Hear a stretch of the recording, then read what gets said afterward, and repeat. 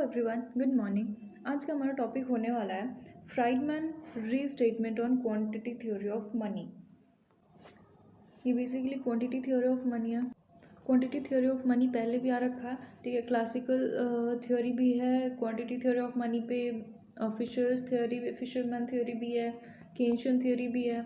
उसके बाद लास्ट में ये आया है Friedman restatement on quantity theory of money. इन्होंने रीस्टेटमेंट दिया है इन 1956 में। हमने केन्शियन वाला पढ़ रखा है।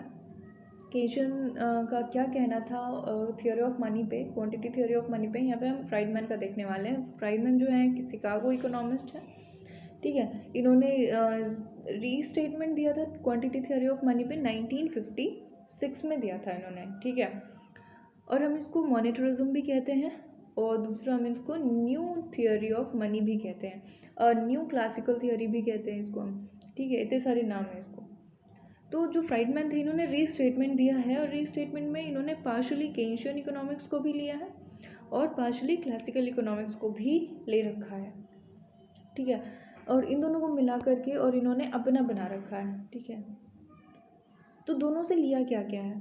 एक तो ये जो ट्रांजैक्शन मनी की डिमांड जो होती है ट्रांजैक्शन प्रोसेस के लिए होती है, ये क्लासिकल इकोनॉमिस्ट जो थे वो भी मानते थे, इस बात पे एग्री करते थे। तो ये उनका भी हो गया और केन्शियन बेस पे एग्री करते थे। और मनी का जो डिमांड है ये इसको हम एसेट्स की तरह भी कंसीडर करते हैं। इस वजह से ये हमारे लिए ज़रूरी हो जाता है। मनी का डिमांड बढ़ जाता है एसेट्स की वजह से, एज एन एसेट यूज़ होता है ये, जिसका डिमांड बढ़ जाता है। और ये किसने कहा ये बात? केन्शियन ने कह रखी है, केन्स ने कह रखी है इस बात को, ठीक है। तो दोनों की बात समझ आई कहाँ कैसे ये दोनों से रिलेट करता है, ठीक है।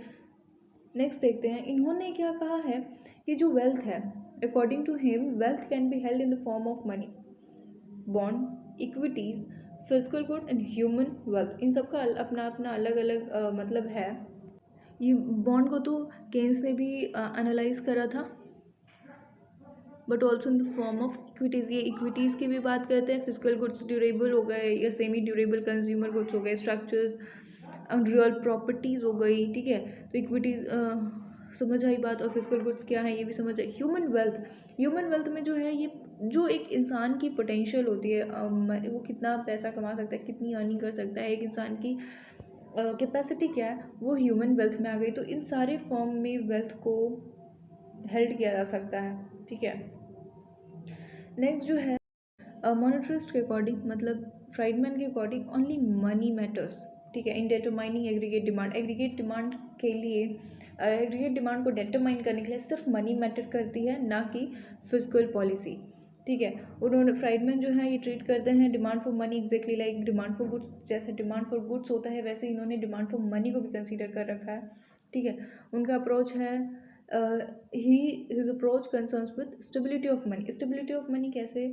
देखो m into V equals p into Y, मतलब ये किसका है? ये क्लासिकल इकोनॉमिस्ट ने दे रखा है, ठीक है। Money supply equals price level and output, या फिर नॉमिनल इनकम कह लो। तो ये जो वेलोसिटी है यहाँ पे मनी सप्लाई इनटू वेलोसिटी, तो ये जो वेलोसिटी है ये इसका स्टेबल होना जरूरी है। तुरंत चेंज जो है नहीं हो सकती है। Given the stability of value of V, the supply of money determines PY in the short run. कहने का मतलब ये है कि जो given stability of value of V है, वी मतलब वही वेलोसिटी ऑफ मनी, तो जो मनी सप्लाई है, सप्लाई ऑफ मनी डिटरमाइन करती है nominal income. P Y means nominal income in the short run. Money supply determine करती है कि नॉमिनल इनकम क्या होगा, ठीक है, शॉर्ट रन के लिए।